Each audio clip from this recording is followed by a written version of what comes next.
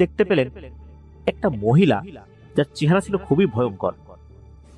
শরীরের বিভিন্ন জায়গার মাংসগুলো অর্ধগলিত, কোনো কোনো জায়গায় খুলে পড়ে গেছে, সেখানে হাড় রয়েছে সেগুলো দেখা যাচ্ছে, আর তীব্র দুর্গন্ধ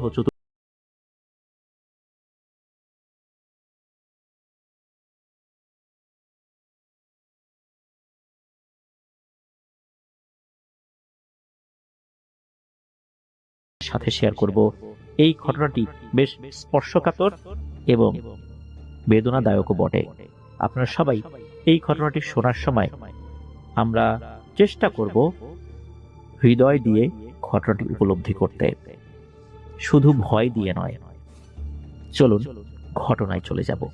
এই ঘটনাটি আমাদেরকে যিনি পাঠিয়েছেন, ওনার নাম শারমিন শিউলি। ওনার বাড়ি পাবনা জেলার ঈশ্বরদী উপজেলার শাহাপুর ইউনিয়নের জিকাতলা গ্রামে। উনি পেশায় একজন শিক্ষিকা। এই ঘটনাটি উনি শুনেছেন ওনার এক স্টুডেন্টের দাদির কাছ থেকে। ঘটনাটির সময়কাল 2000 বা 2002 সাল এরকমটা হতে পারে বলে উনি জানিয়েছেন। ওই সময় তো সব জায়গাতে এরকম ইলেকট্রিসিটি ছিল না, তবে প্রতি বাড়িতেই কিন্তু হারিকেনের প্রচলন ছিল।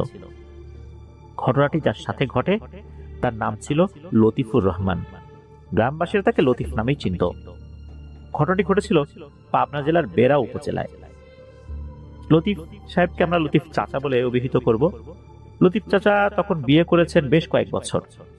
তিনি কিন্তু এই চাষবাস ছাড়া আর তেমন কোনো কাজে নিয়োজিত ছিলেন না। লতিফ চাচা বেশ গরিব মানুষ ছিলেন। বাড়িতে ওনার মা, বাবা আর ওনার স্ত্রী। একদিন এলাকার মেম্বার এই লতিফ চাচাকে ডেকে পাঠান। তাকে ওই এলাকার নির্দিষ্ট একটা বাজারের কিছু দোকানে চৌকিদারি করার জন্য বলা হয়। অনেক জায়গায় নাকি এটাকে ফৌজদারি বলা হয় আর কি। রাতের বেলা বাজারের দোকানপাটগুলো দেখাশোনা করা, এটা একটা নতুন দায়িত্ব হবে, কিছু টাকাও পাওয়া যাবে। উনি এক কথায় রাজি হয়ে যান। বেশ খুশি হয়েছেন এই ভেবে যে দিনের বেলায় কিছুটা ঘুমাবেন, জমিতে চাষবাস করবেন, রাতের বেলা চৌকিদারি করবেন। তবে এই বিষয়টা যখন পরিবারের সদস্যরা জানতে পারলেন, লতিফ মিয়ার মা বাবাও রাজি ছিলেন না, লতিফ মিয়ার স্ত্রীও রাজি ছিলেন না। তারা বলেছিলেন যে আল্লাহ যতটুকু দিচ্ছেন আমরা তো চলতে পারছি, হ্যাঁ কষ্ট হচ্ছে, কিন্তু তাই বলে রাতের বেলা ডিউটি করা এটা দরকার নেই। কিন্তু লতিফ মিয়া সাহসী মানুষ ছিলেন, কৌতূহলীও ছিলেন, এক কথার মানুষ ছিলেন। পরিবারের সদস্যরা বেঁকে বসেছেন, তবুও লতিফ মিয়া বললেন যে মেম্বার সাহেবকে কথা দিয়ে আসছি, এখন কিভাবে গিয়ে না করি। তখন উনি কিবা মনে করবেন, ঠিক আছে কাজ যখন নিয়েছি কিছুদিন করি, তারপর না হয় দেখা যাবে। কি আর করা, পরিবারের সদস্যরা সম্মতি দিলেন। 2-1 মাস কেটে গেল কোনো সমস্যা ছাড়াই। লতিফ মিয়া ভালোভাবেই উনি ওনার দায়িত্ব পালন করছিলেন। এক রাতে লতিফ মিয়া রাতের খাওয়া দাওয়া সেরে এই চৌকিদারি করার উদ্দেশ্যে বাড়ি থেকে রওনা দিয়েছেন। সেদিন অবশ্য তার বেশ দেরি হয়ে গিয়েছিল। তিনি হারিকেন হাতে আর হাতে আরেকটা লাঠি নিয়েছেন, বেশ বড়সড় বাঁশের লাঠি। এগুলো নিয়ে বেরিয়ে পড়েছেন। বাজারে যাওয়ার পর দোকানগুলো বেশ কয়েকবার ঘুরে দেখেন। বাজারে একটা বড় গাছ ছিল, ওই গাছের নিচে উনি মাঝে মাঝে বসতেন রাতের বেলাতে। কয়েক মাস বসেছেন, কোনো সমস্যা কিন্তু হয়নি। আর ওনার হাতে একটা বাঁশি ছিল, বাঁশিতে ফু দিতেন। উনি যখন বসেছেন তখন হঠাৎ করে একটা শব্দ শুনতে পান। শব্দ শুনতে পাওয়ার পর ওনার হাতের হারিকেনটার আলো একটু বাড়িয়ে দিলেন, আশেপাশে কিছু দেখা যায় কিনা এই চিন্তা করে। তবে এরপর শব্দটা আর শোনা গেল না। তিনি ভাবলেন বিড়াল হবে বোধহয়। একটু পর আবার একই শব্দ শোনা গেল। মনে হলো আগের থেকে শব্দটা বেশ জোরালো হয়েছে, মনে হচ্ছে কেউ কান্না করছে। উনি হাতে লাঠি আর অন্য হাতে হারিকেনটা নিয়ে শব্দের উৎপত্তির স্থলটা খোঁজার চেষ্টা করছিলেন। খুঁজতে খুঁজতে ধীরে ধীরে তিনি গরুর মাংস যেখানে বিক্রি হয় বাজার একটা সাইডে, ওই দোকানগুলোর কাছে চলে আসেন। উনি বুঝতে পারলেন ওই কান্নার শব্দটা ওদিক থেকেই আসছে। তিনি ধীরে ধীরে এগিয়ে যেতে লাগলেন। লতিফ মিয়া ছিলেন বেশ সাহসী একজন মানুষ। তিনি বেশ কয়েকটা দোকান পার হয়ে একটা গলির ভিতরে ঢুকে গিয়েছেন। আগেকার দিনের দোকানপাটগুলো ছিল বেশ ফাঁকা ফাঁকা, তার মধ্যে ছিল ওই সময় গরমকাল, তবে জ্যোৎস্না রাত ছিল। আশেপাশের পরিবেশটা বেশ ভালোই দেখা যাচ্ছিল। তিনি আরো এগিয়ে যেতে লাগলেন। হঠাৎ করে দেখতে পেলেন এক রোমহর্ষক দৃশ্য, যা তিনি কল্পনাতেও আনতে পারেননি যে এমন কিছুর মুখোমুখি উনি হতে যাচ্ছেন। উনি দেখতে পেলেন একটা মহিলা, যার চেহারা ছিল খুবই ভয়ঙ্কর। শরীরের বিভিন্ন জায়গার মাংসগুলো অর্ধগলিত, কোনো কোনো জায়গায় খুলে পড়ে গেছে, সেখানে হাড় রয়েছে সেগুলো দেখা যাচ্ছে, আর তীব্র দুর্গন্ধ চতুর্দিকে ছড়িয়ে পড়েছে। শরীরের কোথাও মাংস আছে, কোথাও নেই। হাত দুটো কঙ্কালের মতো, কোথাও মাংস ঝুলে আছে, ঠিক যেমন গরু জবাই করলে হাড়ের সঙ্গে মাংসগুলো লেগে থাকে, ঠিক তেমন। দাঁতের উপরে চোয়ালের মাংসগুলো কোথাও আছে, কোথাও নেই। এতটাই ভয়ঙ্কর দেখতে, লতিফ মিয়া সেই মহিলাকে দেখতেই নিজেকে ধরে রাখতে পারছিলেন না। তার মনে হচ্ছিল উনি ওখানেই মারা যাবেন। লতিফ মিয়া তৎক্ষণাৎ একটি দোকানের টিনের পেছনে গিয়ে দাঁড়ান এবং হারিকেনের আলোটি একদম কমিয়ে দিয়েছেন। এরপর দেখার চেষ্টা করছেন যে এই অবয়বটা আসলে কি করে।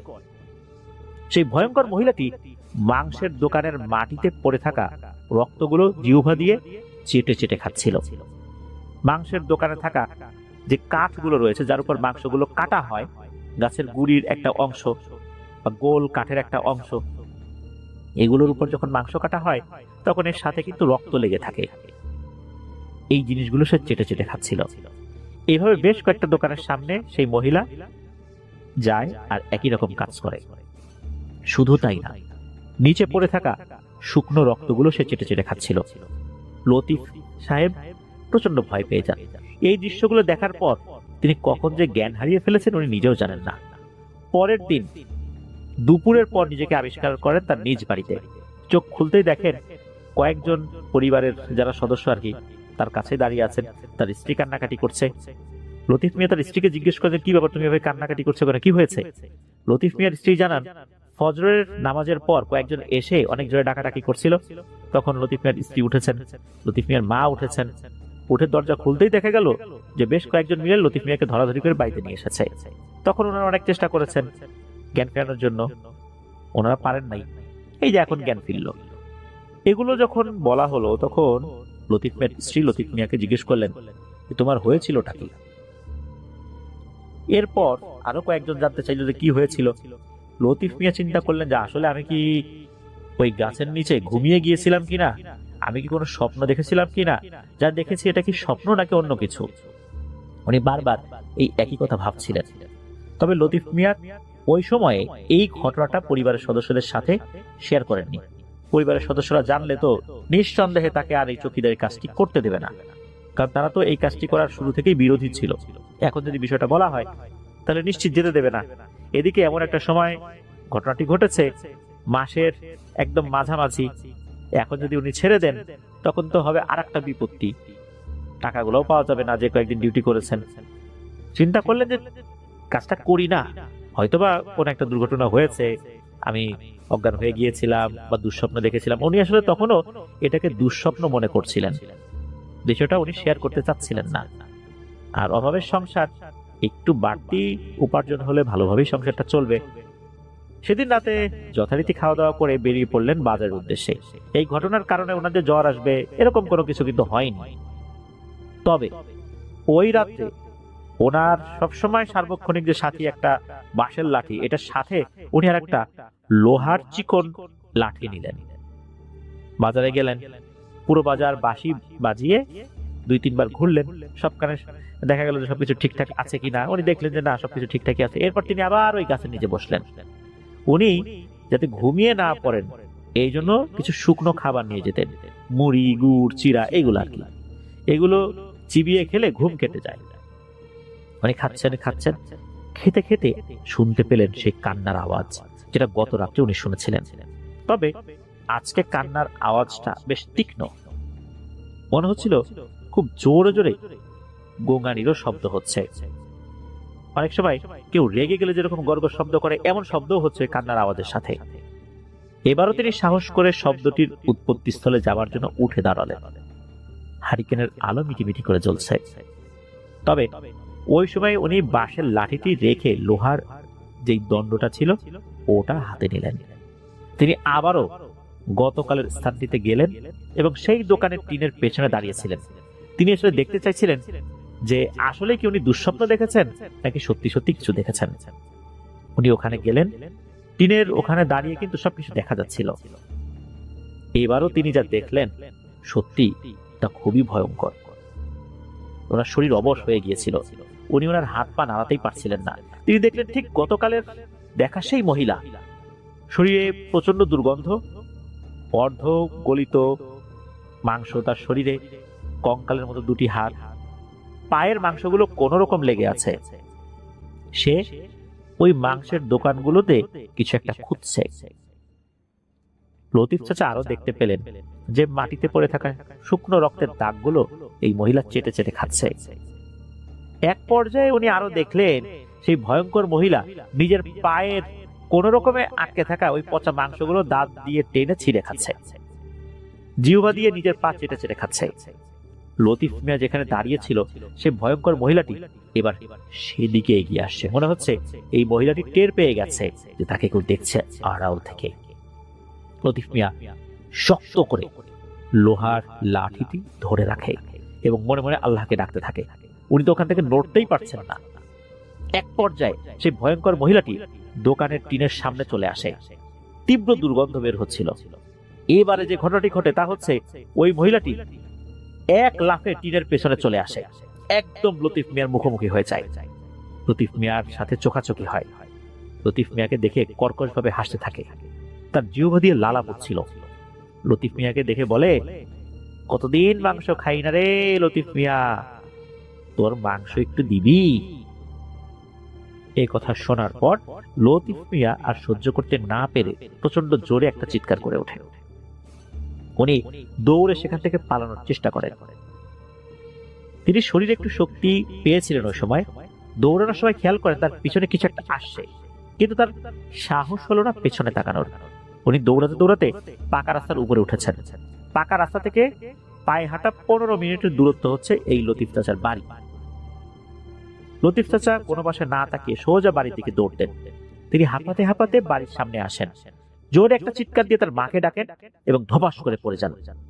এদিকে তার চিৎকারে তার মা, তার স্ত্রী, তার ছোট ভাইও ছিল ওই বাড়িতে, তড়ি ঘুরে ঘুরে বাইরে বেরিয়ে আসেন। এসে দেখেন লতিফ মিয়া মাটিতে পড়ে আছে অজ্ঞান অবস্থায়। সবাই ধরাধরি করে তাকে ঘরে নিয়ে আসে। তার সমস্ত শরীর ঘামে ভিজে গিয়েছিল। তার স্ত্রী তার গায়ের জামাটি খুলে দেন এবং পাখা দিয়ে বাতাস করতে থাকেন। তারা আসলে কেউ বুঝতে পারছেন না ব্যাপারটা কি। প্রায় অনেকক্ষণ পর লতিফ মিয়ার জ্ঞান ফেরে। চোখ খুলে উনি পানি খেতে চাইলেন। তার স্ত্রী তাকে পানি এনে দেন।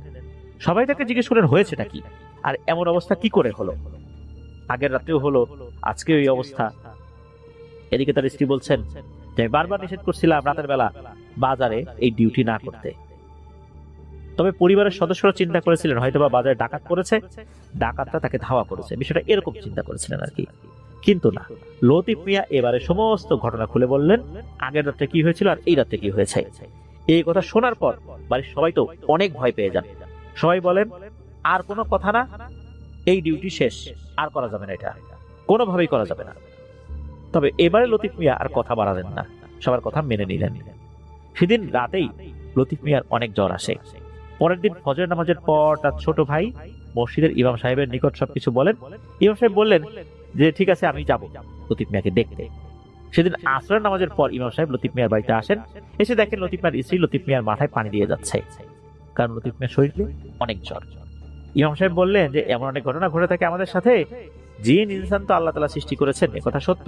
তুমি হয়তো অনেক খারাপ কিছুর কবলে পড়েছিলে, আল্লাহই বাঁচিয়ে দিয়েছেন আলহামদুলিল্লাহ। এই বলে ইমাম সাহেব পানি পড়ে দিলেন, লতিফ সাহেবের শরীরে কিছুটা পানি ছিটিয়েও দিলেন।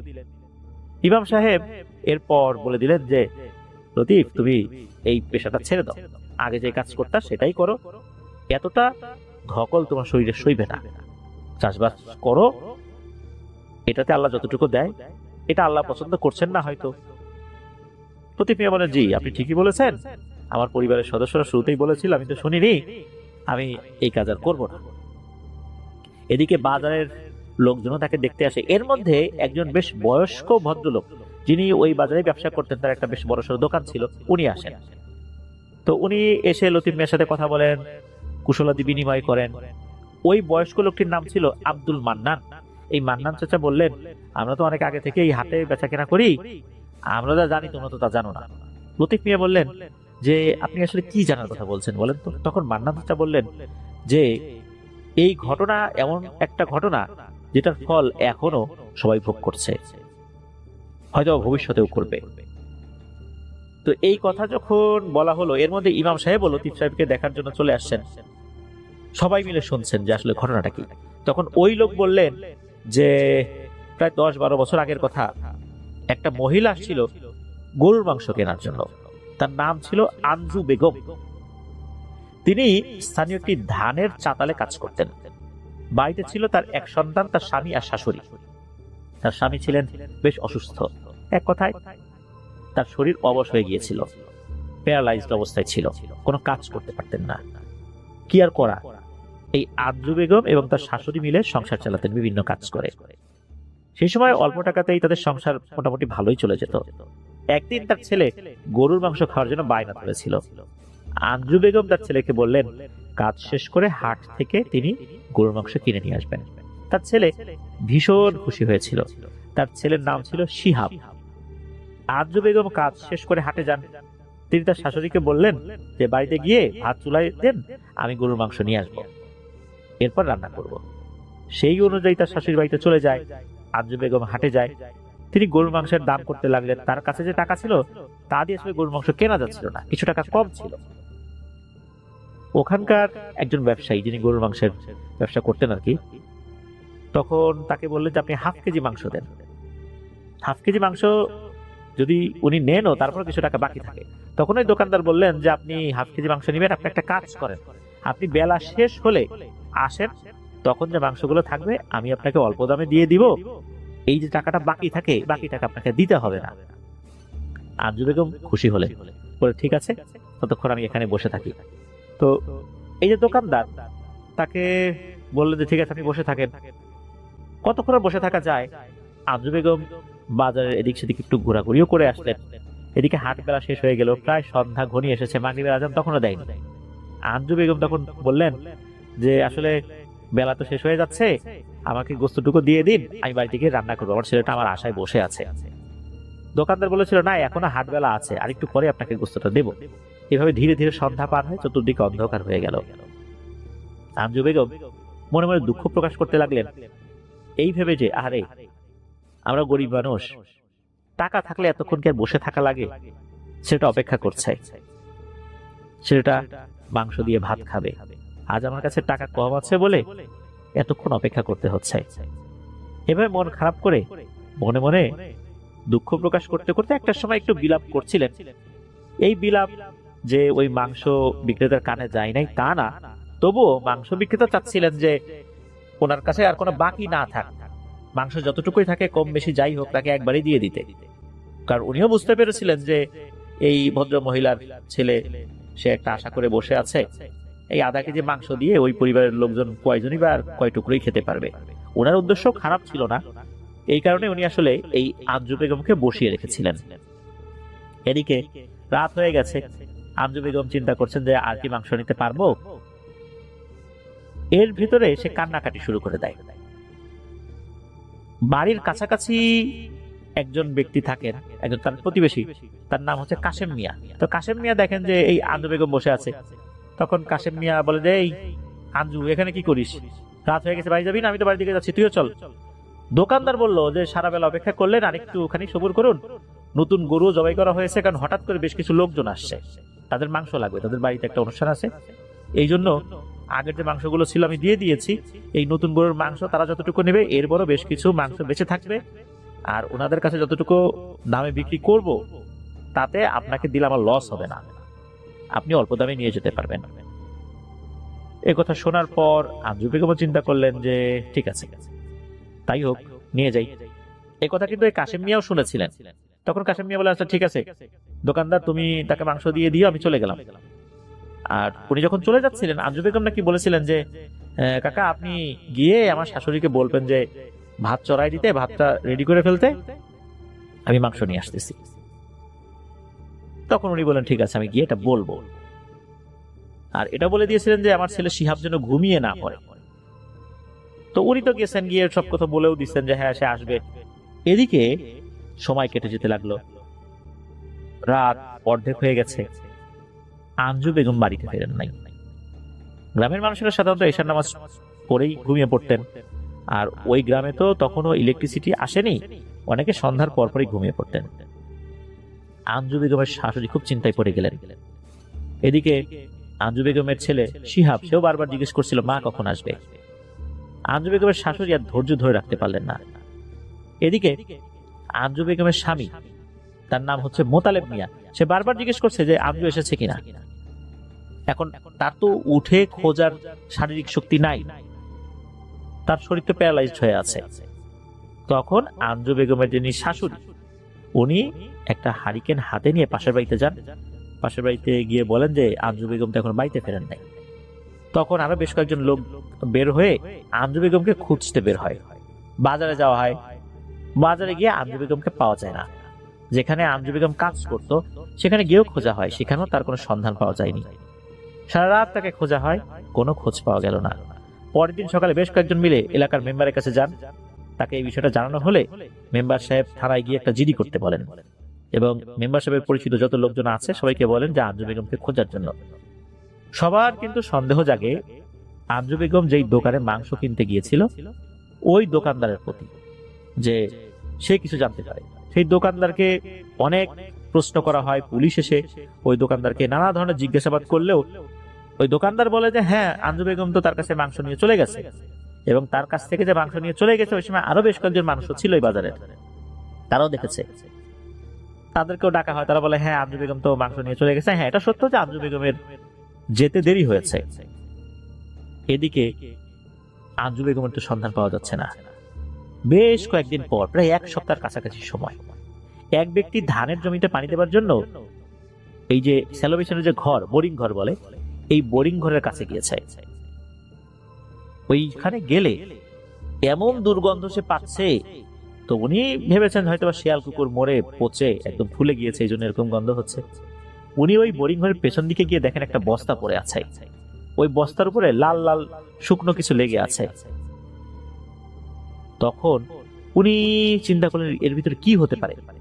উনি আশেপাশে যারা কৃষক ছিলেন তাদেরকে ডাকেন, সবাই চলে আসে, এসে দেখে একটা বস্তা পড়ে আছে। তবে তাদের কাছে সন্দেহ লাগে, তারা কেউই ওই বস্তায় হাত না দিয়ে মেম্বারকে খবর দেন। মেম্বার এসে দেখে অবস্থা তো আসলে ভালো না, অন্য কোনো বিষয় হতে পারে। তখন মেম্বারও এই বিষয়ে কাউকে আগাতে নিষেধ করেন যে কেউ বস্তায় হাত দিবা না, পুলিশকে খবর দেই। দ্রুত পুলিশকে খবর দেওয়া হয়। পুলিশ আসার পর বস্তার মুখ খোলা হলো। মুখ খোলার পর যে দেখা গেল, তা দেখার জন্য আসলে গ্রামবাসীরা কেউই প্রস্তুত ছিল না। সবাই দেখে আঞ্জু বেগমের লাশ বস্তার ভেতরে। আঞ্জু বেগমের পরনের কাপড় দেখে বোঝা যাচ্ছিল এটা আঞ্জু বেগম। তার চেহারা দেখে বোঝার আসলে উপায় ছিল না। শরীরের মাংস, হাড় আলাদা হয়ে গেছে, মাংসগুলো পচে খুলে খুলে পড়েছে, এমন তীব্র দুর্গন্ধ, কাছেই আর যাওয়া যাচ্ছে না। আঞ্জু বেগমের বাড়িতে খবর পাঠানো হয়। তার ছেলে তখন স্কুলে গিয়েছে। তার শাশুড়ি খবরটি শোনা মাত্র দৌড়ে আসেন, এসে এই দৃশ্য দেখতে পান। সবাই আহাজারি করতে লাগলো, আহা, এই অভাবী মহিলাটার কেন এমনটা হলো, কে এই কাজটা করলো, তার তো কোনো শত্রু ছিল না। আসলে আঞ্জু বেগমের সাথে ওই রাতে কি হয়েছিল এটা জানা যায় না। এই লাশ যখন উদ্ধার হলো তখন এটার অবস্থা এমন ছিল যে এটাকে আসলে পোস্টমর্টেম যে করবে এমন উপায়ও ছিল না। তারপরও পুলিশ লাশটি নিয়ে গিয়েছিল। এরপর তাদের যেই ফর্মালিটিস এটা করে পরিবারের কাছে লাশ হস্তান্তর করে। তবে এই লাশের অবস্থা এমন ছিল যে এটা গোসল দেওয়ার উপায় ছিল না। কোনো মতে কাফন পরিয়ে, জানাজা পড়িয়ে আঞ্জু বেগমকে দাফন করা হয়। পুলিশটাকে অনেক চেষ্টা করেছিল। ওই যে মাংসের দোকানদার, তাকে অনেক জিজ্ঞাসাবাদ করা হলেও সে কোনো কথাই আসলে বলতে পারেনি, তার মুখ দিয়ে কোনো কথাই বের করা যায়নি। সে একই ধরনের বয়ান সবসময় দিয়েছে যে তার কাছ থেকে মাংস নিয়ে আঞ্জু বেগম চলে গেছে, এর বাইরে সে আর কিছুই জানে না। পাবনা জেলার বেড়া উপজেলার মানুষরা এই ঘটনাটা নাকি এখনো অনেকেই জানেন। আঞ্জু বেগম মারা যাবার ৬-৭ মাস পর থেকে বাজারে এক ভয়ঙ্কর ঘটনা ঘটতে থাকে। গভীর রাত্রে কেউ কেউ দেখতে পায় ভয়ঙ্কর এক মহিলা, যার শরীরের মাংস অর্ধগলিত, পচে যাওয়া, বিভৎস চেহারা। সে শুধু এই গরুর মাংসের যে দোকানগুলো আছে এদিক দিয়ে ঘোরাফেরা করে, আর সেখানে পড়ে থাকা শুকনো রক্তগুলো চেটে চেটে খাবার চেষ্টা করে। অনেকেই ধারণা করেন এটা আঞ্জু বেগমের আত্মা, আবার কেউ কেউ ভাবতেন এসব ভুয়া। তবে এই ঘটনা যে শুধু এই লতিফ চাচার সাথে ঘটেছে বিষয়টা এরকম না। এই ঘটনা নাকি আরো বেশ কয়েকজন পাহাদার যারা ছিল নাকি তাদের সাথেই ঘটেছে। এরা ভয় পেয়ে আর এখানে কাজ করতে আসতো না। এরকম অনেকগুলো পাহারাদার বদল হতে হতে এই যে লতিফ চাচা, উনি এই দায়িত্ব নিয়েছিলেন। তবে লতিফ চাচা তো আর যান নাই। এখন ওই এলাকায়, ওই বাজারে আঞ্জু বেগমের মতো ওই অবয়বটাকে দেখা যায় কিনা তা কিন্তু জানা যায়নি। তবে এই অবয়বটাকে দেখেছেন এমন অনেক লোক এখনো নাকি জীবিত আছেন। আঞ্জু বেগমের শাশুড়ি জীবিত নেই, তার স্বামী যেহেতু প্যারালাইজ পেশেন্ট ছিল, সেও মারা যায় তার স্ত্রীর মৃত্যুর পর। তার ছেলে বেঁচে আছে কিনা এই সন্ধানটা পাওয়া যায়নি। তবে কেউ কেউ বলেন যে হ্যাঁ, তার ছেলে জীবিত আছে, তবে সে শহরে থাকে। কোন শহরে থাকে এটা আসলে ওভাবে জানা যায়নি। আর যিনি ঘটনাটি মূলত বলেছেন এই শারমিনাপুর কাছে, অর্থাৎ ওনার একজন স্টুডেন্টের দাদি, এই দাদি উনি ওনার স্বামীর কাছ থেকে ঘটনাটি শুনেছিলেন। প্রিয় লিসেনার্স, এই ঘটনার একটা হৃদয় বিদারক বিষয় রয়েছে। একবার চিন্তা করুন যে একটা মা, সে কতটা আবেগ দিয়ে তার ছেলের জন্য মাংস কিনে নিয়ে যেতে চেয়েছিলেন, কিন্তু তার হয়নি। আঞ্জু বেগমকে কারা মারল আজ পর্যন্ত তা অজানা। এটা নিয়ে হুজুর কবিরাজের কাছেও সেই পরিবার জান নাই। কোন হুজুর কবিরাজ এটার তথ্য যে অনুসন্ধান করে মানুষকে জানাবেন, এটাও হয়নি। এটা আজও এক রহস্য রয়ে গেছে। আঞ্জু বেগমকে কেন মরতে হয়েছিল, মৃত্যুর পূর্বে তার সাথে কি হয়েছিল? তবে সময়ের সাথে আঞ্জু বেগমের ঘটনাটা অনেকটা চাপা পড়ে গেলেও আঞ্জু বেগমের যেই মাতৃত্ব বোধ, তার সন্তানের জন্য যে একটা মমতা, যে মমতা দিয়ে সন্তানের মুখে মাংস তুলে দিতে চেয়েছিলেন, এই মমতার জায়গাটা পূরণ হয়নি। সেটা হয়তোবা পূরণ করে নিয়েছে কোনো একটা ভয়ঙ্কর পিশাচ। সে পিশাচটা আঞ্জু বেগমের মতো হয়ে এখনো ঘুরে বেড়াচ্ছে। মানুষ মারা গেলে সে তো বারজাখের জীবনে চলে যায়, আর ফেরত আসার সুযোগ থাকে না। তখন কিন্তু মানুষের যে কারিন বা হামজাদ, এগুলো কিন্তু ঘুরে বেড়ায়। হতে পারে এমনই কিছু একটা যেটা এখনো ওই বাজারে হয়ে চলেছে। ধন্যবাদ জানাচ্ছি শারমিন আপুকে আপনার পাঠানো ঘটনার জন্য। আশা করি আপনার কাছ থেকে আরো অনেক ঘটনা ইনশাল্লাহ আমরা পেতে থাকবো।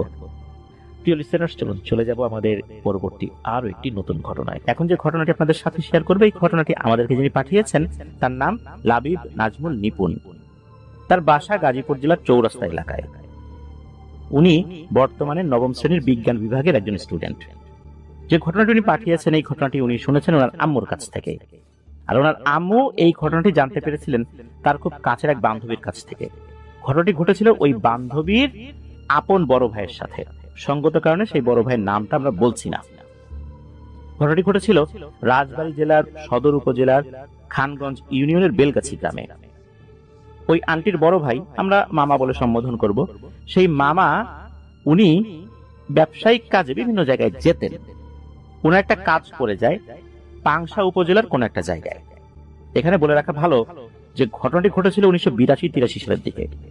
ওই সময়ে যোগাযোগ ব্যবস্থা এতটা উন্নত ছিল না। তবে হ্যাঁ, রাজবাড়ী কুষ্টিয়া যে মহাসড়ক এটা ছিল। তবে মামার যে কাজটি পড়ে যায়, এই কাজটি এমন একটা সময় পড়েছে যে সময়টা বেশ বিব্রতকর সময়। কেননা ওনাকে ওই সময় নির্দিষ্ট জায়গায় হাজির থাকতে হবে একদম ভোরবেলা। এখন ভোরবেলা উনি কিভাবে সেখানে উপস্থিত থাকবেন? উপায় একটা ছিল, তা হচ্ছে ওই সময়ে একটা ট্রেন ছিল, শিলিগুড়ি ট্রেন। ওই ট্রেনটা গভীর রাতে গোয়ালন্দ ঘাট, পাচুরিয়া, রাজবাড়ী, সূর্যনগর হয়ে বেলগাছি স্টেশনে আসতো। এরপর কালুখালী, এরপর পাংশা, তারপর বিভিন্ন দূরত্বে এই ট্রেনটা চলে যেত। এই ট্রেনটা বেলগাছি স্টেশনে আসতো রাত 3টার দিকে। তাই ওনাকে ওভাবে প্রস্তুতি নিতে হবে। আর ওই ট্রেনের যাত্রী কমই থাকে যেহেতু অনেক রাতের বেলা। তারপরও কিছু কিছু যাত্রী পাওয়া যায় যাদের বিভিন্ন জায়গায় যেতে হবে। উনি চিন্তা করেছেন যে গভীর রাত্রে যেহেতু রওনা দিতে হবে, তাড়াতাড়ি খেয়ে দিয়ে শুয়ে পড়ি। উনি সন্ধ্যার পর পরই তাড়াতাড়ি খাওয়া দাওয়া করে শুয়ে পড়েছেন। উনি যখন ঘুম থেকে উঠেছেন ওই সময়টা ঠিক বুঝতে পারছেন না, কেননা ওনার কাছে কোনো ঘড়ি ছিল না, বাসায় কোনো ঘড়ি নাই। উনি বের হয়ে গেছেন। যতটুকু ওনার ধারণা তখন রাত হয়তো বা 1টার কাছাকাছি বাজতে পারে। বাড়ির সবাই কিন্তু ঘুমে। দূর থেকে কিছু কুকুরের ডাক ভেসে আসছে, শিয়ালের ডাক ভেসে আসছে, ঝিঝি পোকার ডাক। ওই সময় যে পূর্ণিমা রাত ছিল বিষয়টা এরকম না, তবে হ্যাঁ চাঁদনি রাত ছিল। উনি কাপড় চোপড় গুছিয়ে বাসা থেকে বের হয়ে গেছেন। বাসা থেকে বের হয়ে যখন উনি ওই মেঠো পথে উঠেছেন, যে রাস্তা দিয়ে উনি স্টেশনে যাবেন, ওখান দিয়ে প্রায় 30 মিনিট ওনাকে হাঁটতে হবে। এরপরে গিয়ে উনি স্টেশনে পৌঁছাবেন। উনি যখন হাঁটা শুরু করেছেন, মিনিট খানেক হাঁটার পর উনি দেখতে পান ওনার থেকে মোটামুটি 30-40 হাত দূরে একটা লোক মনে হলো রাস্তার নিচ থেকে হেঁটে রাস্তার উপরে উঠলো। অনেক সময় দেখা যায় রাস্তা থেকে বেশ কিছুটা দূরে দূরে বিভিন্ন বাড়ি আছে, সেই বাড়ির লোকজন যদি হেঁটে এসে রাস্তায় উঠতে চায় তাহলে রাস্তার কাছাকাছি এসে তো ওই নিচ থেকেই ঢাল বেয়ে তারপর রাস্তার উপরে উঠতে হবে। রাস্তাটা একটু উঁচুই হয়ে থাকে, যেহেতু গ্রামে অনেকেই মাঠের মধ্যে বাড়ি করেন, তাদের বাড়িটা তো রাস্তা থেকে একটু নিচু হয় আর কি। তো উনি ওরকমই দেখলেন যে একজন লোক ওই নিচ থেকে ঢাল বেয়ে উপরে উঠেছেন। উপরে ওঠার পর হাঁটা শুরু করেছেন। উনি চিন্তা করলেন যে এই গ্রামের তো সবাইকেই মোটামুটি চিনি, কে যায় দেখি গল্প করতে করতে যাই, মনে হয় এও এই শিলিগুড়ি ট্রেনেই অন্যদিকে যাবে। তো উনি বলছেন যে ভাই কে রে, কোন বাড়ির? এই আমি তো অমুক, মানে তার নাম বলছেন। দাঁড়ান দাঁড়ান, গল্প করতে করতে যাই, ওই ট্রেনে যাবেন নাকি? তো ওই লোক আর কোনো কথা বলে না। উনি ওনার মতো করে এভাবে চিৎকার করেই যাচ্ছেন, কথা বলে না। এদিকে এই মামা, উনি যতই তাকে দ্রুত হেঁটে ধরার চেষ্টা করেন না কেন, দূরত্ব কমে না। ওই লোকের হাঁটার গতি কিন্তু একই রকম, উনি হেঁটেই যাচ্ছেন। খুব দ্রুত যে হাঁটছেন তা না, স্বাভাবিক গতিতে হাঁটছেন, কিন্তু এই দুইজনের মধ্যে দূরত্ব কোনোভাবেই কমছে না। এভাবে মোটামুটি বেশ কিছুক্ষণ হাঁটার পর রাস্তাটা এমন একটা জায়গায় আসে, এই রাস্তার পাশেই কিন্তু রেল লাইন। রাস্তা দিয়েও হেঁটে যাওয়া যায়, রেল লাইনের ভেতর দিয়েও হেঁটে যাওয়া যায়। রেল লাইনের ভেতর দিয়ে বলতে যে দুটো লাইন পাশাপাশি সমান্তরাল ভাবে চলে গেছে, এর মাঝ বরাবর যে স্লিপার গুলো আছে এটার উপর পা দিয়ে দিয়ে একটা পর আরেকটা এইভাবে পা দিয়ে দিয়ে দ্রুত গতিতে হেঁটে যাওয়া যায়। উনি চিন্তা করলেন যে আমি দেখি এই রেল লাইনের ভিতরে উঠি, উঠে একটু দ্রুত গতিতে হেঁটে এর সামনে যাব। কেন কথার উত্তর দেয় না, ঘটনাটা কি? এই গ্রামে তো আমার কারোর সাথে ঝগড়াঝাটি নাই, উত্তর দেয় না কেন? চেহারাটা আমাকে দেখতেই হবে। এ কি চোর টোর নাকি? নাকি এই বাড়িতে কোনো খারাপ কাজের উদ্দেশ্যে এসেছিল, এখন তার মুখ দেখাতে চাচ্ছে না? এরকম বিভিন্ন রকম চিন্তা কিন্তু তার মাথায় আসছে। উনি রেলের মধ্যে ঢুকে গেছেন, অর্থাৎ দুই যে রেল লাইন আছে এর মাঝখানে অলরেডি উনি চলে গেছেন এবং হাঁটা শুরু করছেন। ওই সময় ওই জিনিসটা চিৎকার করে খুব কর্কশ কণ্ঠে বলে ওঠে, রে কি কাজটা করলি রে, তোকে পাহারা দিয়ে এতক্ষণ এ পর্যন্ত আনলাম তোর ঘাটটা মটকাবো বলে, এখন তুই রেল লাইনের ভিতরে ঢুকে গেলি, বাইরে বাইরে বাইরে। তখন ওই মামা তো বুঝতে পারছেন যে সর্বনাশ, উনি তো খুব দুষ্টু প্রকৃতির জিনের খপ্পরে পড়েছেন। এই জিনিসটার একটু হলে ওনাকে ধরে ফেলতো। আল্লাহ বাঁচিয়েছেন, উনি কি বুদ্ধি করে এই রেল লাইনের ভিতরে উঠে গেছেন। তখন উনি তো আর ওখান থেকে নড়াচড়া করেন না, আর ওদিকে ওই জিনিসটাও ওখান থেকে সরে না, দাঁড়িয়ে আছে। কতক্ষণ যে সময় গেছে উনি ঠিক বুঝতে পারছেন না, তবে ওনার শরীরটা চলছে না। এই রেল লাইনের ভিতরে উনি অজ্ঞান হয়ে যাবেন বলে মনে হচ্ছে, কিন্তু এখানে যদি অজ্ঞান হয়ে পড়ে যান এত রাতের বেলায়, একটু পরে তো ট্রেন আসবে, তখন তো বড় ধরনের দুর্ঘটনা ঘটবে। তারপরও উনি শরীরের সমস্ত শক্তি সঞ্চয় করে আল্লাহর নাম নিয়ে এই স্লিপার দিয়ে হাঁটা শুরু করছেন স্টেশনের দিকে। দূরে স্টেশন দেখা যাচ্ছে, স্টেশনে আলো জ্বলছে, উনি দেখতে পাচ্ছেন। উনি যখন হাঁটা শুরু করেছেন ওই জিনিসটা মনে হলো খুব বিরক্তি নিয়েই আর একদিকে চলে গেল, মানে তার কাজ হলো না। উনি যখন স্টেশনে গিয়েছেন, গিয়ে একটা বেঞ্চের উপর বসেছেন, বসার পরপরই ভয়ে উনি অজ্ঞান হয়ে যান। ওনার যখন জ্ঞান ফেরে তখন দেখতে পান যে আরো বেশ কিছু মানুষজন ওনাকে ঘিরে ধরে রয়েছে। তখনও রাতই আছে, মোটামুটি উনি মিনিট 20 মতো অজ্ঞান ছিলেন। লোকজন জিজ্ঞেস করছে ভাই কি হয়েছে? ওখানে তো বেশ কয়েকজন তাকে চিনতেন, একই গ্রামের, তারাও ওই একই ট্রেনে, কেউ কালুখালী বা পাংশা যাবে, বা কেউ পোড়াদহ রেলওয়ে স্টেশনে ওখানে যাবে আর কি। তখন মামা ঘটনাটি খুলে বলেন এই ঘটনা। তখনও কিন্তু ট্রেন আসেনি। উনি বুঝতে পারলেন যে উনি একটু আগে আগেই বেরিয়ে গেছেন, যেহেতু ওনার হাতে কোনো ঘড়ি ছিল না। উনি রাত আনুমানিক 1টার দিকে বেরিয়ে গেছেন। উনি যদি রাত 2:30টার দিকেও বের হতেন তাহলে আধা ঘন্টার মধ্যে উনি স্টেশনে চলে আসতে পারতেন, যেটা সবসময় উনি করেন আর কি। কিন্তু তা তো হয়নি, ভুলবশত উনি বেশ দ্রুতই চলে এসেছিলেন। আর ওই সময়ে উনি এই ভয়ঙ্কর দুষ্ট প্রকৃতির জিনের খপ্পরে পড়েছেন। একটু পরে ট্রেন চলে আসে, উনি ওনার কাজে চলে যান। কাজ শেষ করে আবার যখন বাড়িতে ফিরে এসেছেন তখন পরিবারের সবাইকে এই বিষয়টা খুলে বলেন। পরিবারের সদস্যরা তাকে একজন ভালো হুজুরের কাছে নিয়ে যান। হুজুর রুকিয়া করে দিয়েছিলেন, ওনার শরীরটা বন্ধ করে দিয়েছিলেন এবং বলে দিয়েছিলেন এভাবে রাত বিরেতে আর চলাচল করা যাবে না। এই জিনিসটা যেহেতু একবার তার নজরে পড়ে গেছে আর এই জিনিসটা তার উপর একটা টার্গেট নিয়েছে যে তাকে ক্ষতি করবে, সে পরে আবারও আসবে। আর ক্ষতি করার জন্য আবার যদি আসে এরকম রাতের বেলা আবার তাকে পেয়ে যায় তাহলে নিশ্চিত ক্ষতি করবেই। এই জন্য হুজুর ওই মামাকে রাত বিরেতে বাইরে বের হতে নিষেধ করেন, যে এত রাতের বেলা একা একা চলাচল করা যাবে না।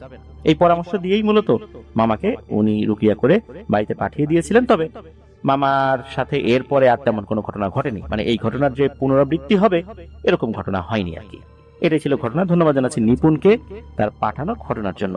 এখানে একটা বিষয় বলে রাখা ভালো, যেই জায়গার বর্ণনা দেয়া হচ্ছে বা আমি দিয়েছি এই জায়গাগুলোর সাথে কিন্তু আমি অনেকটাই পরিচিত। কেননা আমার শিশুকালের বেশ বড় একটা সময় এই জায়গা দিয়েই কেটেছে। বেলগাছি রেলওয়ে স্টেশন, রেলের পাশের রাস্তা, এই রাস্তা দিয়ে দাঁতপুর গ্রামে আমার নানা বাড়িতে যাওয়া, এই জন্য এই রাস্তাগুলো আমার অনেক পরিচিত।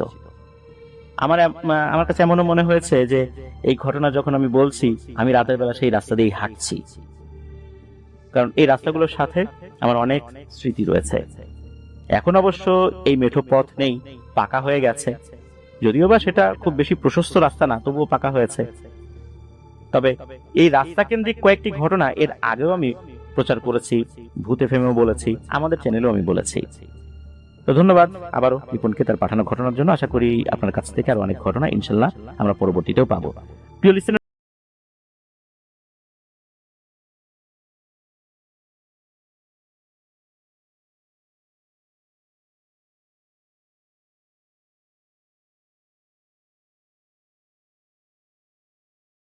আবারও স্বাগতম জানাচ্ছি প্রিয় লিসেনার্স আমাদের এবারে থার্ড নাইটের 200তম এপিসোডের তৃতীয় ঘটনায়।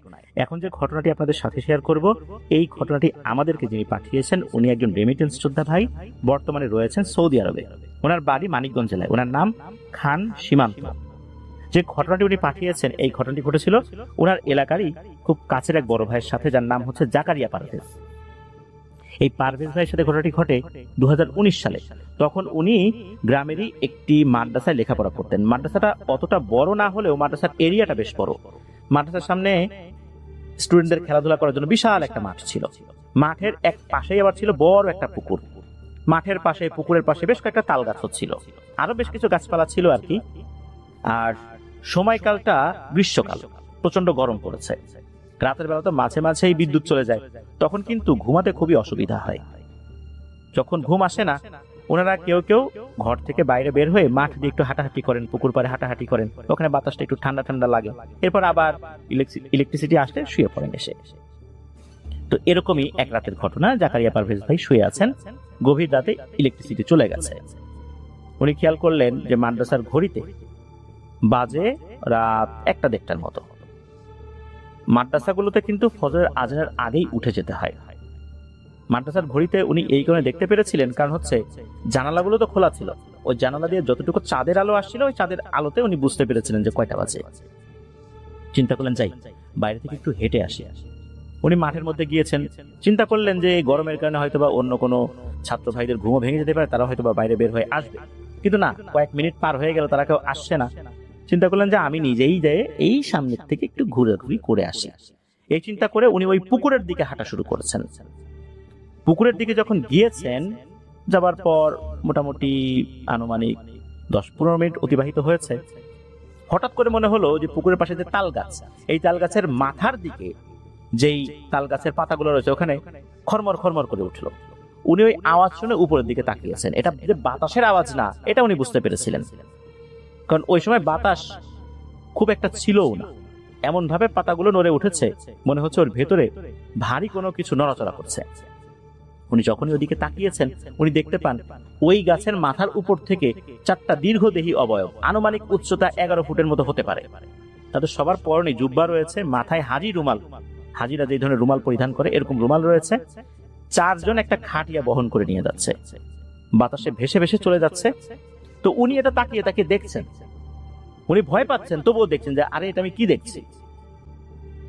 হঠাৎ করে হয় কি, এই অবয়বগুলো কাছাকাছি থাকা মাঠের পাশে থাকা তাল গাছের ওখানে গিয়ে মিলিয়ে যায়। এরপর উনি ওই গাছের দিকেও তাকিয়ে আছেন বেশ খানিকক্ষণ। কি ব্যাপার, এখান থেকে বের হলো, ওখানে গিয়ে মিলিয়ে গেল, ঘটনাটা কি? চিন্তা করলেন, যাই এখন আমি মাদ্রাসার ভেতরে চলে যাই, এখানে থাকাটা ঠিক হবে না।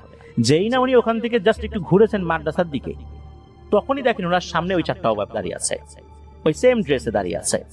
তবে এবার তাদের চেহারাগুলো দেখতে পাচ্ছিলেন উনি। তবে চেহারার ধরনটা বুঝতে পেরেছিলেন, সেটা হচ্ছে মুখমণ্ডলটা অনেকটাই উজ্জ্বল। চোখের যে জায়গাটা, এই জায়গাটা মনে হচ্ছে জাস্ট দুটো লাল লাইট জ্বলছে এরকম আর কি। তবে নাক, ঠোঁট এগুলো আছে এটা বোঝা যাচ্ছে, কিন্তু একদম স্পষ্ট বোঝা যাচ্ছে না, কারণ মুখমণ্ডলটা অনেকটাই আলোকিত। যখনই উনি এরকম চারটা অবয়বকে দেখেছেন, এটা দেখে তো উনি মারাত্মক ভয় পেয়েছেন। ভয় পাবারই কথা, কেউ যদি রাতের বেলা এরকম একা একা হঠাৎ করে এটা জিনিসটা দেখে ফেলে, বা কেউ একদিক থেকে আরেক দিকে কেবল ঘুরেছে, তখনই যদি দেখে এরকম চারটা জিনিস দাঁড়িয়ে আছে, যে কেউ তো ভয় পাবে, চমকে উঠবে। উনি এটা দেখেছেন, উনি বুঝতে পারলেন এই চারটা যে অবয়বগুলো দাঁড়িয়ে আছে, এটা বেশ রাগান্বিত। মনে হচ্ছে কেউ গড় গড় শব্দও করছে, সবাই যে করছে বিষয়টা এরকম না, এরা বেশ রাগান্বিত হয়েছে তার উপরে। উনি ওই সময় কি দোয়া দুরূদ পড়বেন কিছুই আর ওনার মনে আসছে না। কয়েক সেকেন্ড পর উনি ওখানে সেন্সলেস হয়ে পড়ে যান। ওনার যখন জ্ঞান ফেরে, তখন উনি দেখতে পান উনি মাদ্রাসার ভেতরেই আছেন। ওনার ছাত্র ভাইরা ওনাকে ঘিরে ধরে আছে। মূলত ফজরের আজানের আগে ছাত্র ভাইরা যখন উঠে গেছে, তারা অনেকেই ওই পুকুরে অজু করার জন্য যাচ্ছিল। তখন মূলত ওই পুকুরের পাশে এই জাকারিয়া পারভেজ ভাইকে পড়ে থাকতে দেখেন। তারা ওখান থেকে ধরাধরি করে মাদ্রাসায় নিয়ে আসেন, এরপর জ্ঞান ফেরানোর চেষ্টা করেন। ওনার যখন জ্ঞান ফেরে, তখনও কিন্তু ফজরের আজান দেয়নি। উনি সব ঘটনা খুলে বলেন কি হয়েছে। হুজুর তাকে বিশ্রাম নিতে বলেন। পরবর্তীতে এশার নামাজের পর হুজুর সবাইকে ডাকেন, জাকারিয়া পারভেজ ভাইকেও ডাকেন। তখন এই বিষয়টা খুলে বলেন হুজুর। হুজুরের মধ্যে তথ্য নিয়েছিলেন যে আসলে ঘটনাটা কি হয়েছে, কারণ মাদ্রাসার ছাত্ররা এখানে লেখাপড়া করে, কই আগে তো এরকম ভয়ের ঘটনা ঘটেনি, হঠাৎ করে আজকেই কেন ঘটলো? ঘটতেই পারে রাতের বেলা ব্যাপার যেহেতু, কিন্তু ওই সময়ে এটার কারণটা কি, কেন এরকমটা হলো? আর খাটিয়াই বা তারা কেন বহন করে নিয়ে যাচ্ছিল? কারণ তাদের চারজনের কাঁধের উপরে একটা খাটিয়া ছিল, খাটিয়ার মধ্যে একটা লাশও দেখতে পেয়েছিলেন জাকারিয়া পারভেজ ভাই। হুজুর জানালেন এরা যে পাঁচজন, এই পাঁচজন আগে এই মাদ্রাসায় লেখাপড়া করত। এরপর এই তাল গাছে এরা থাকে, কখনো কাউকে ভয় টয় দেখায় না। হয় কি এই পাঁচজনের মধ্যে একজন মারা গেছে, এই চারজন খুবই শোকে কাতর। তার ডেড বডিটা নিয়ে অন্য জায়গায় চলে যাচ্ছিলেন, অর্থাৎ যার ডেড বডি তার পরিবারের কাছে তো হস্তান্তর করতে হবে, এই জন্য তারা নিয়ে যাচ্ছিল। ওই সময় এই জাকারিয়া পারভেজ ভাই এটা দেখে ফেলেন। দেখে ফেলবার পর উনি তো চোখ সরান নাই, তাকিয়েই আছেন। ওরাও বুঝতে পারে যে তাদেরকে কেউ একজন দেখে ফেলেছে। এই জন্য তারা যাত্রাপথে যে একটা বাধা পেলেন, পাশের তাল গাছে গিয়ে অবস্থান নেন।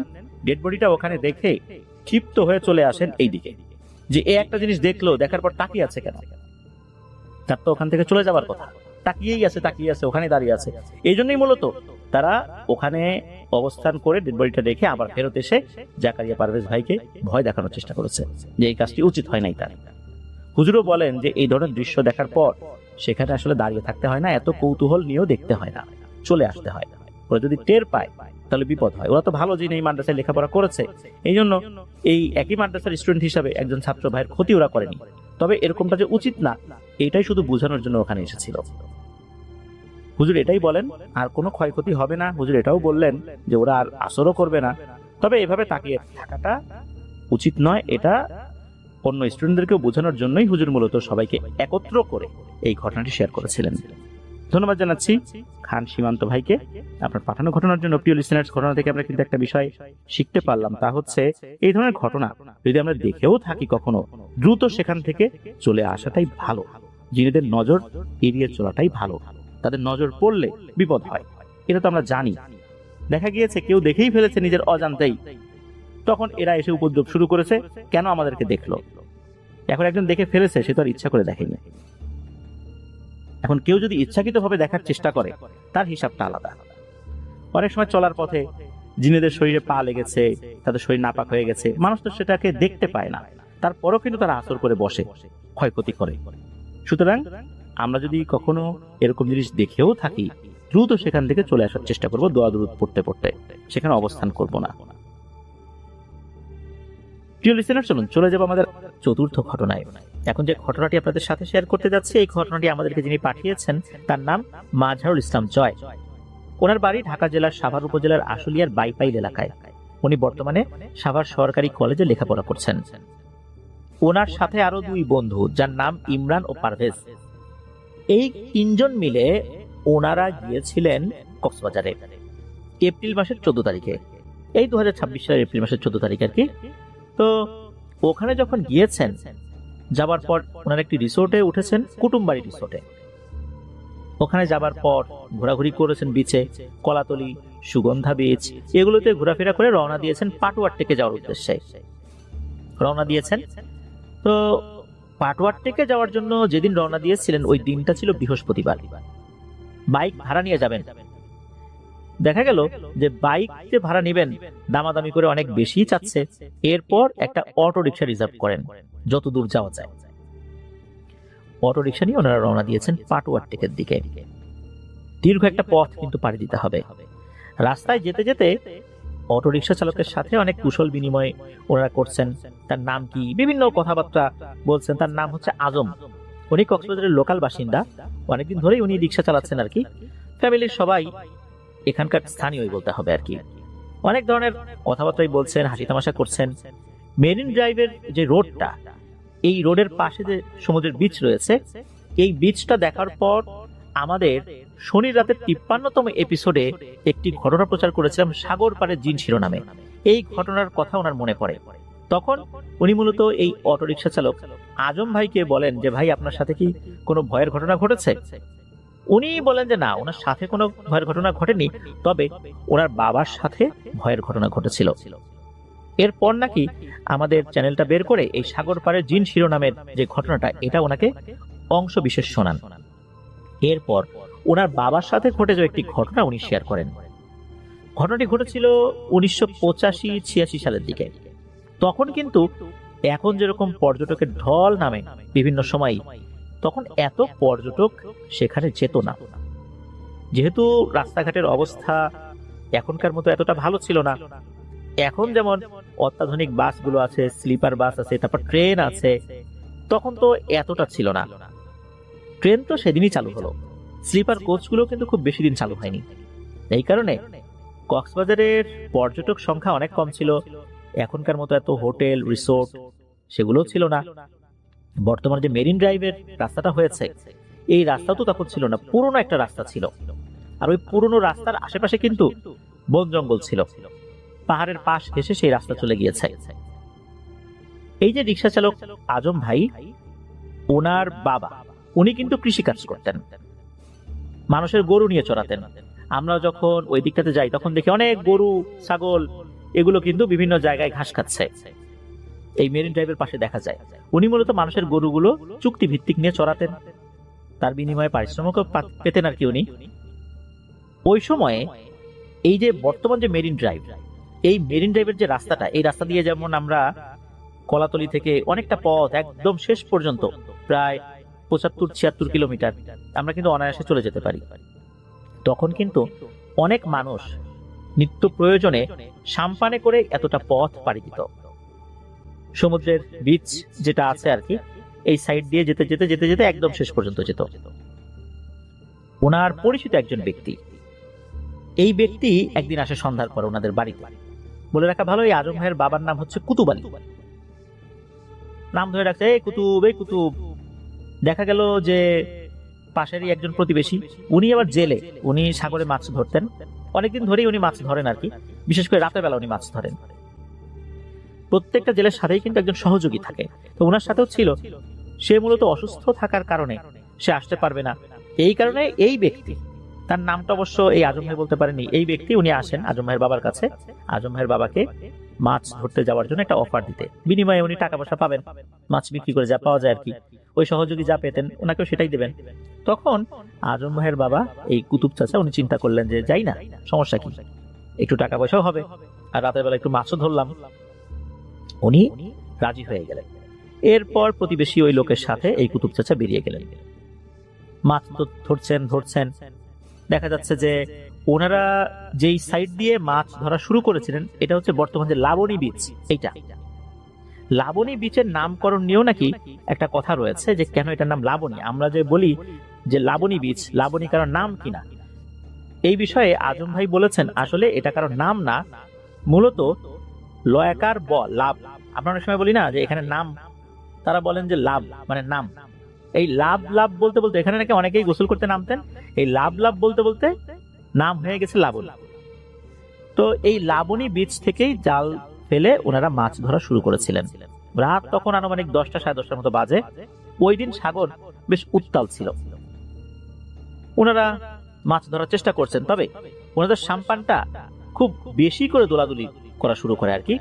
মনে হচ্ছে দুই পাশ থেকে কেউ ধরে টানছে, এত দোলাদুলি হচ্ছে। এরকম তো সাধারণত হয় না। তখন এই যে কুতুব চাচা, উনি তো আসলে সচরাচর মাছ ধরতে আসেন না, ওনার এই অভিজ্ঞতা ওভাবে নাই। উনি তো কৃষিকাজ করেন আর হচ্ছে গবাদি পশু চড়ান। হ্যাঁ, সমুদ্রে উনি মাছ ধরতে কখনো যে যান নাই বিষয়টা এরকম না, কিন্তু রেগুলার যারা যান তাদের যে অভিজ্ঞতা, সেই অভিজ্ঞতা তার ওনার নেই। ওনার তো বেশ ভয় লাগতে শুরু করে। তখন এই যে প্রতিবেশী, উনি বলেন যে না রে কুতুব, আজকে মনে হয় আর মাছ ধরা হবে না, যে অবস্থা দেখতেছি, চল বাড়িতে চলে যাই। জাল গুছিয়ে নৌকা নিয়ে ওনারা তীরে আসার চেষ্টা করতে গিয়ে কাছাকাছি আসার পর ওই নৌকাটি হেলে গিয়ে ডুবে যায়। ওনারা সাঁতরে কিন্তু পারেও ভিড়তে পারে না। দুজনেই অনেক হাবুডুবু খাচ্ছে সমুদ্রের মাঝে। সমুদ্রের এই উত্তাল ঢেউয়ের মাঝে সাঁতার জানলেও কিন্তু খুব একটা বেশি লাভ হয় না। এভাবে কতক্ষণ ছিলেন বলতে পারেন না তারা। এক পর্যায়ে দুইজনই সমুদ্রের লবণ পানি গিলতে গিলতে দুজন থেকে বিচ্ছিন্ন হয়ে যান। কুতুব চাচার যখন জ্ঞান ফেরত আসে তখন তিনি দেখেন সমুদ্রের পাড়ে তিনি পড়ে আছেন। রাত যে তখন কয়টা বাজে সেটা উনি বলতে পারেন না। যেদিকে চোখ যায় শুধু ফাঁকা আর ফাঁকা দেখছেন। সমুদ্রের গর্জন হচ্ছে, ঢেউগুলা আছড়ে পড়ছে বিচে। উনি কোনো মতে শরীরটাকে একটু বাড়ি থেকে উঁচু করার পরই বমি করতে শুরু করেন। লবণ পানি বেশি খেয়ে ফেলার কারণেই মূলত এটা হচ্ছিল। তো বমি করার শেষে উনি শরীরে একটু জোর ফেরত পান। উনি হাঁটছেন। অন্ধকারের মধ্যে উনি যে কোথায় এই মুহূর্তে আছেন উনি নিজেও বুঝতে পারছেন না, কোন দিকে যাবেন, কি করবেন। উনি মূলত লাবণী বীচ যেই অংশটা, এখানে নামলেও এখন যে সেখানে নাই এটা বুঝতে পেরেছিলেন। কারণ ওই সময়ও কিন্তু এখনকার মতো এত বড় বড় হোটেল রিসোর্ট না থাকলেও হোটেল তো ছিল, সেখানে আলো জ্বলতো। উনি কোনো ধরনের কোনো আলো দেখতে পাচ্ছিলেন না। তার মানে এমন একটা জায়গায় আছেন এর প্রায় 10 কিলোমিটারের মধ্যে কোনো হোটেল নাই, কোনো আলো দেখা যাচ্ছে না, তবে চাঁদের আলো ছিল সেখানে। উনি যে কোন দিকে যাবেন বুঝতে পারছেন না। হঠাৎ করে কচমচ কচমচ আওয়াজ উনি শুনতে পান। উনি চিন্তা করলেন কি ব্যাপার, এরকম আওয়াজ কোথা থেকে আসে। চিন্তা করলেন এখানে মনে হয় কোনো লোকজন আছে, মাছ ধরেছে, জালগুলো নিয়ে কোনো কাজ করছে, জন্য শব্দ হচ্ছে। আবার এমনও হতে পারে যে সমুদ্রের ঢেউ অনেক সময় বিভিন্ন মৃত প্রাণী ভেসে আসে, কচ্ছপ ভেসে আসে, মাছ ভেসে আসে, তখন পাড়ে থাকা কুকুরগুলো কিন্তু এগুলো খায়। হতে পারে এরকম কিছু একটা। তারপরও উনি চিন্তা করলেন যে দেখি জিনিসটা কি হতে পারে, মানুষও তো হতে পারে। এই চিন্তা করে উনি ওই শব্দের উৎস ধরে হাঁটা শুরু করেছেন। হঠাৎ করে পায়ের সাথে কোনো একটা কিছুর আঘাত লেগে উনি পড়েও যান। উনি দেখেন যে একটা গাছের গুড়ি, সমুদ্রের পানিতে অনেক সময় এরকম গাছের গুড়ি ভেসে আসে, এটা একটা জায়গায় ছিল, ওইটার সাথে উনি আঘাত খেয়েছেন। আবার উনি উঠে দাঁড়ান, আবার সেই শব্দের উৎস ধরে হাঁটতে থাকেন। খুব বেশি দূর হাঁটতে হয়নি। উনি দেখলেন যে উল্টো দিকে ঘুরে মানুষের আকৃতির মতো কিছু একটা বসে আছে এবং কিছু একটা খাচ্ছে। ওই খাবারেরই আওয়াজ হচ্ছে। এই লোকটা যদি দাঁড়ায় তাহলে উচ্চতা হতে পারে 10 থেকে 11 ফুট, তবে পেছন থেকে দেখে মনে হচ্ছে ভাল্লুক বা গরিলার মতো কিছু একটা। সেই মূলত বসে বসে কিছু একটা চিবিয়ে খাচ্ছে। এইটা দেখার পর উনি তো মারাত্মক ভয় পেয়ে যান। আর ওই জিনিসটা শরীর থেকে খুব বাজে এক ধরনের গন্ধ বের হচ্ছিল, অনেকটা মাংস পচা গন্ধের মতো। এই গন্ধটা যখনই তীব্রভাবে এসে ওনার নাকে লাগে তখন উনি ওয়াক করে বমি করা শুরু করেন। আর এই যে বমি করতে গিয়েছেন, ওয়াক একটা শব্দ হয়েছে, তখনই নাকি ওই জিনিসটা খাওয়া বাদ দিয়ে ঘাটটা ঘুরিয়ে এই কুতুব চাচার দিকে ঘুরে তাকায়। যখনই ঘুরে তাকিয়েছে তখনই এই কুতুব চাচার চোখে চোখ পড়ে যায়। কুতুব চাচা দেখতে পান ভয়ঙ্কর একটা জিনিস। এই জিনিসটার মুখমণ্ডলটা কুচকুচে কালো না, মনে হচ্ছে ধবধবে সাদার মতো কিছু একটা। চোখ যেটা, এই চোখের এখানে কোনো মনি নাই, কিচ্ছু নাই, চোখ যে লাল টকটক হয়ে জ্বলছে বিষয়টা এরকম না। দুটো চোখের জায়গায় মনে হচ্ছে দুটো বিশাল গহ্বর বা গর্ত সৃষ্টি হয়েছে। আর মুখমণ্ডল যেটা, মুখমণ্ডলটা বোঝা যাচ্ছে না। মুখমণ্ডল বলতে আমরা মুখ যেটা যেটা দিয়ে খাই, এটা দাঁত আছে কিনা বা দাঁত বড় কিনা এরকম কিছু বোঝা যাচ্ছে না, তবে মুখমণ্ডলটা সাদা আর চোখের জায়গায় দুটো কালো গর্তের মতো মনে হচ্ছে। এইটাই উনি দেখেছিলেন। এই জিনিসটা যখনই উনি দেখেছেন, উনি শরীরে যতটুকু শক্তি ছিল এতটুকু সঞ্চয় করেই যেদিকে ওনার নজর গিয়েছে ওইদিকে দৌড় দিয়েছেন। দৌড় দেওয়ার সময়ও হঠাৎ করে কোনো কিছুর সাথে উনি হোঁচট খেয়ে পড়ে যান। দৌড় দেওয়ার সময় দেখতে পেলেন একটু আগে যে গাছের গুড়ির সাথে উনি হোঁচট খেয়ে পড়ে গিয়েছেন, আবারও সেই গাছের গুড়ির সাথে উনি হোঁচট খেয়েছেন। যখন উনি পড়ে গিয়েছেন তখনই আর যায় কোথায়, ওই জিনিসটা এসে ওনার উপর ঝাঁপিয়ে পড়ে, মুখের উপর ধামাধাম কিল ঘুষি দিতে থাকে। কয়েকটা কিল ঘুষি খেয়ে এই কুতুব চাচা জ্ঞান হারিয়ে ফেলেন। পরের দিন উনি কিন্তু ওখানেই পড়েছিলেন। ওখান দিয়ে বেশ কিছু জেলে নৌকা সাইড দিয়ে যাচ্ছিল, দেখা গেল একজন পড়ে আছে। তখন তারা উদ্ধার করে, উদ্ধার করার পর ওনাকে চিনতে পারেন যে এটা তো কুতুব চাচা। তারপর তার পরিবারের সদস্যদের কাছে হস্তান্তর করা হয়। উনি মূলত ওই লাবণী যে বীচ এখন যেটা, এখান থেকেও প্রায় অনেকটা দূরেই ছিলেন। ইনানি বা এখন যে আমরা লেবুখালী ব্রিজ দেখি, এইটা পার হয়ে সম্ভবত অন্য আরেকটা জায়গায় ছিলেন আর কি। তো উনি ওনার পরিবারের কাছে চলে যান। ওনার যখন জ্ঞান ফেরে তখন দেখা গেল ওনার মুখের যে দাঁতের সামনের পাটি আছে উপর নিচ 5টা দাঁত নাই। কিল ঘুষিতে ওনার 5টা দাঁত ভেঙে গেছে। পরবর্তীতে ওনার সাথে যে জেলে ছিল, এই জেলেকে আর কোথাও খুঁজে পাওয়া যায়নি, কখনোই আর খুঁজে পাওয়া যায়নি। কেউ কেউ বলেন ওই নরখাদকটাই মূলত প্রতিবেশী জেলেকে খেয়ে ফেলেছিল, তবে ওখানে কোনো মানুষের শরীরের অংশ বিশেষও পাওয়া যায়নি। অনেকে বলেন যে তাকে খেয়ে একদম শেষ করে ফেলেছে, অথবা কেউ কেউ ধারণা করেন সাগরে সে হারিয়ে গেছে, তার লাশটা আর কখনোই পাওয়া যায়নি। এটাই ছিল ঘটনা। এই ঘটনাটি মূলত এই আজম ভাই শেয়ার করেছিলেন, যেটা ওনার বাবার সাথে ঘটেছিল। ধন্যবাদ জানাচ্ছি মাজহারুল ইসলাম জয় ভাইকে আপনার পাঠানো এই ঘটনার জন্য। প্রিয় লিসেনার্স, আসলে সমুদ্র পাড়ে আমরা তো বেড়াতে চাই, রাতের বেলা আমরা বিচে হাঁটতে বের হই, তবে যতটুকু এলাকা দিয়ে সচরাচর মানুষজন হাঁটাহাঁটি করে ততটুকু এলাকার মধ্যেই আমাদের সীমাবদ্ধ থাকা উচিত। এমন এলাকা দিয়ে গভীর রাত্রে হাঁটাহাঁটি করা উচিত নয় যেদিক দিয়ে মানুষ সচরাচর আসা যাওয়া করে না বা মানুষ ওদিকটাতে যায় না। নির্জন বিচ এড়িয়ে চলাটাই ভালো। আমরা তো অনেকেই কক্সবাজার যাই, বিভিন্ন কাজে যাই, অনেকে বেড়াতে যান, অনেকে ব্যবসায়িক কাজে যান। তো এইসব বিষয়গুলো আমাদের খেয়াল রাখাটা খুবই জরুরি। আল্লাহ আমাদেরকে হেফাজত করুন।